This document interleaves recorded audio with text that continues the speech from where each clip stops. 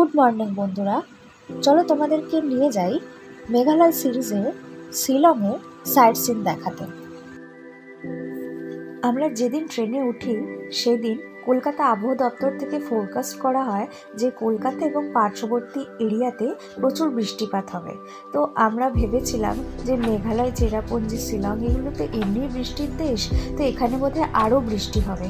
প্রথমে এসে ওয়েদার ঠিকই পেয়েছিলাম, কিন্তু দেখলাম আস্তে আস্তে প্রচুর বৃষ্টি আর মেঘে ঢেকে গেল পুরো এরিয়া। এত ফগের জন্য আমাদের গাড়ির ড্রাইভারের গাড়ি চালাতে খুব অসুবিধা হচ্ছিল, আর তার সাথে সাথে আমাদেরও মন খারাপ হতে শুরু করলো যে হয়তো আমরা গিয়ে সাইট সিন কিছু দেখতে পাবো। প্রকৃতির কাছে আসলে প্রকৃতি আমাদের খালি হাতে ফিরিয়ে দেয় না। আমাদের এই নীল আকাশের জায়গায় কুয়াশা ভরা বৃষ্টি মন ছুঁয়ে গেল সকলের। আমরাও এই কুয়াশা ভরা বৃষ্টিতে নিজেদের মন প্রাণ ভিজিয়ে নিলাম এই ওয়েদারে। এই রাস্তা বরাবর যে ফাঁকা জায়গাগুলি মেঘে ঢেকে গেছে দেখছো তোমরা, সেগুলি নাকি আকাশ পরিষ্কার থাকলে খুব সুন্দর ভিউ চোখে দেখা যায়। কিন্তু আমাদের দুর্ভাগ্য, আমরা কোনো ভিউই দেখতে পেলাম না এই লাইট লুমে। আমরা আজকে এসেছি লাইটলুম সাইডে, লাইটলুম ভিউ দেখতে, বাট আমাদের আজকে একদম ভাগ্য খারাপ। আজকে এত এরিয়াটা ফগি হয়ে গেছে যে আমরা কোনো কিছুই আজকে আর দেখতে পাচ্ছি না।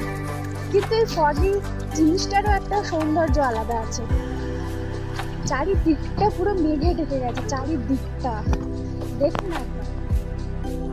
এই জায়গাটাতে সেই পাহাড়টি ছিল লাইটলুমের।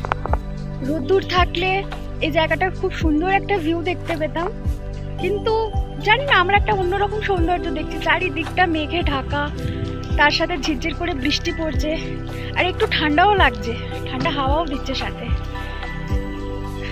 চারিদিকটা দেখুন।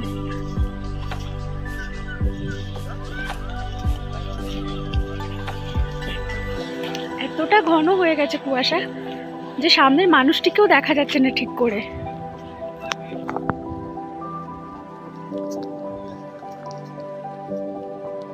লাইটলুম ভিউ এর আশেপাশে অনেক ছোটোখাটো দোকান আছে।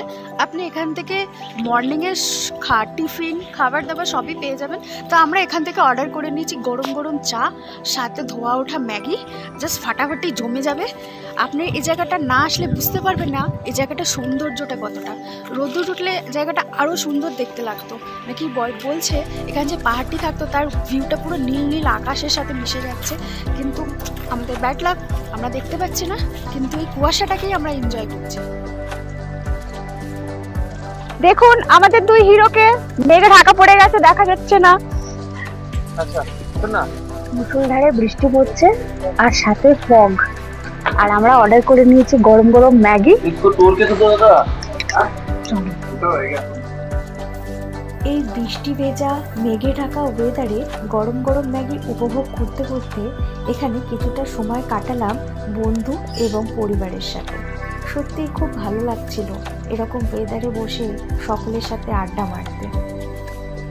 এই জায়গাটি কুয়াশাতে এত ভরে গেছে যে কেউই সাইট সিন দেখতে যাচ্ছে না, কারণ কিছুই দেখা যাচ্ছে না। কিন্তু আমাদের মনে হলো এসেছি যখন, দেখবো না কেন। এই কুয়াশা ভরা জায়গাটি গায়ে মেখে এগিয়ে চললাম আমরা সবাই গন্তব্যের দিকে। এই লাইটলুমে ওয়েদার ভালো থাকলে রোপ ক্লাইম্বিংও করা যায়, কিন্তু আমরা ওয়েদার খারাপের জন্য কিছুই করতে পারলাম না। আমরা লাইটলুম দেখার পর সেকেন্ড ভিউ পয়েন্টে এলাম শিলং পিকে। শিলং পিকটা মূলত একটি পার্ক, আর এখান থেকেই পুরো শিলংটা দেখা যায়।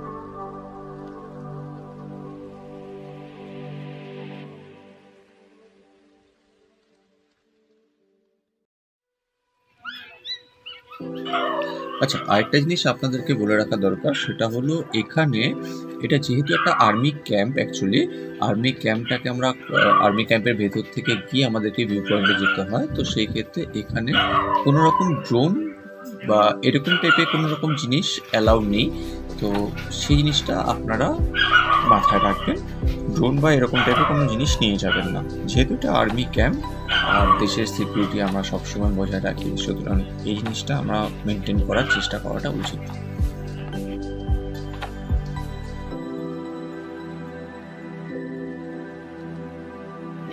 আমরা এই জায়গাতে এসে অর্ডার করেছি, এখানে একটা পকোড়া বিক্রি হচ্ছে, পকোড়া হচ্ছে বাঁধাকপির পকোড়া।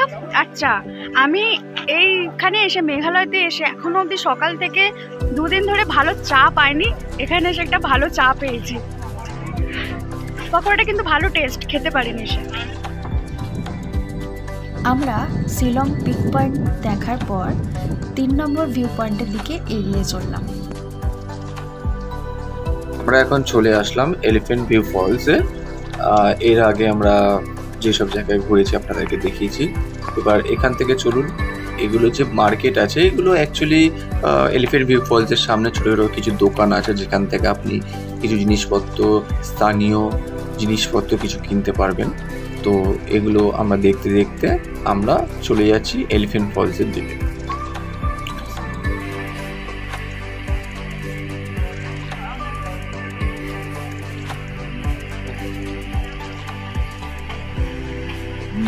সব কাঠের তৈরি। এগিয়ে চলেছি এবার এলিফ্যান্ট ফলসের দিকে।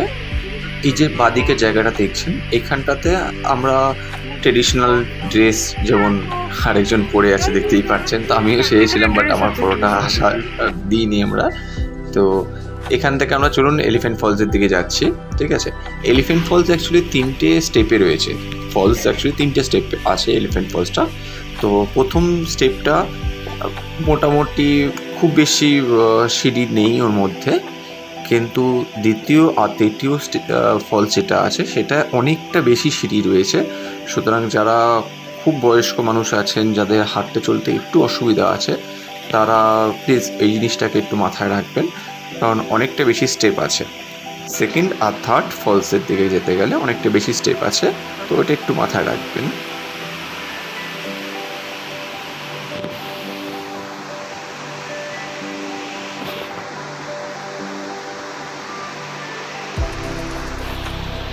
Elephant false.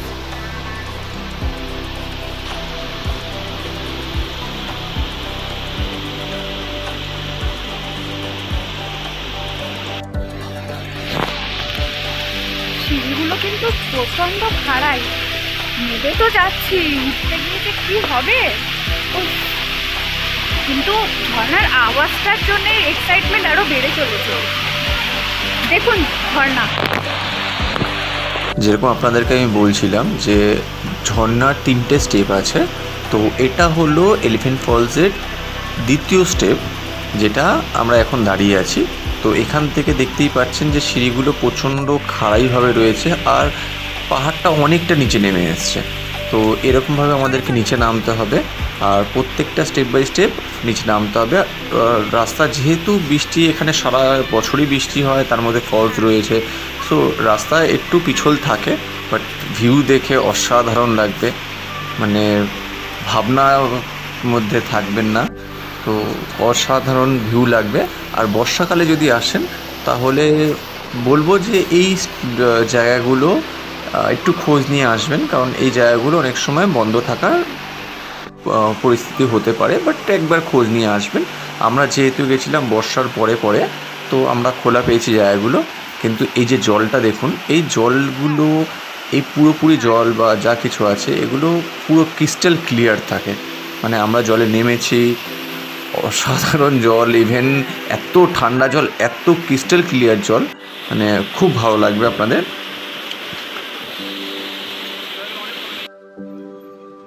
এলিফ্যান্ট ফলস দেখার পর আমরা চলে এলাম 4 নম্বর ভিউ পয়েন্টের দিকে। এই জায়গাটির নাম হলো এয়ারফোর্স মিউজিয়াম।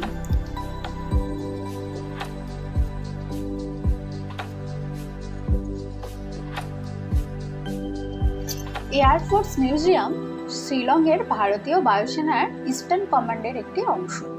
এই জাদুঘরটি আমাদের জাতির প্রতীক্ষার গৌরবময় অতীতের প্রতি শ্রদ্ধাঞ্জলি। এটি ইনস্ট্যান্ট কমান্ড দ্বারা ব্যবহৃত বিমানের মডেল, প্রকৃত মেশিন এবং প্রযুক্তি প্রদর্শনের আয়োজন করে।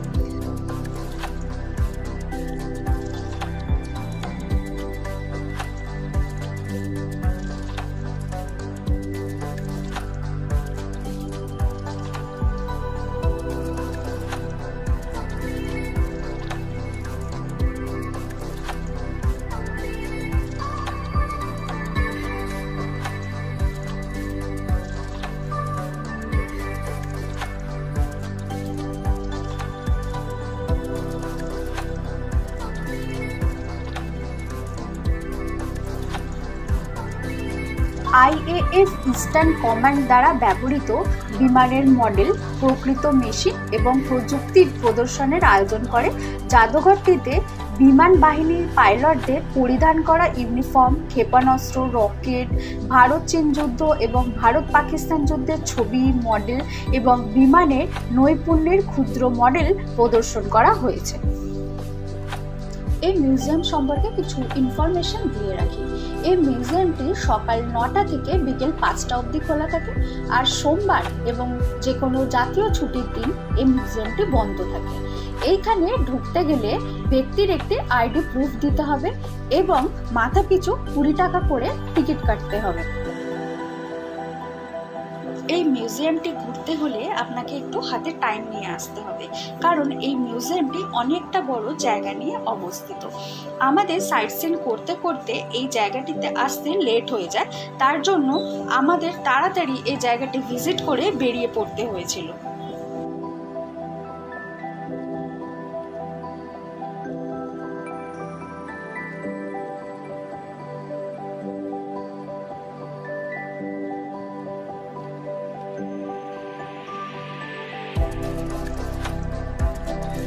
আজকের মতো সাইট সিন এখানেই শেষ করলাম। এরপর আমরা বেরিয়ে পড়লাম আমাদের হোটেলের দিকে। আমরা যেহেতু কোনো ট্রাভেলারের সাথে যাইনি, তাই আমাদের নিজেদের হোটেল নিজেদেরই খুঁজতে হয়েছিল। ড্রাইভারকে বলেছিলাম, ড্রাইভার কিছু হোটেল দেখিয়েছে, কিন্তু সত্যি বলতে সেই হোটেলগুলি আমাদের পছন্দ হয়নি। মাত্র 2 রাত থাকার জন্য আমরা এই হোটেলটি নিলাম। এর দাম আপনার স্ক্রিনে দেখতেই পাচ্ছেন।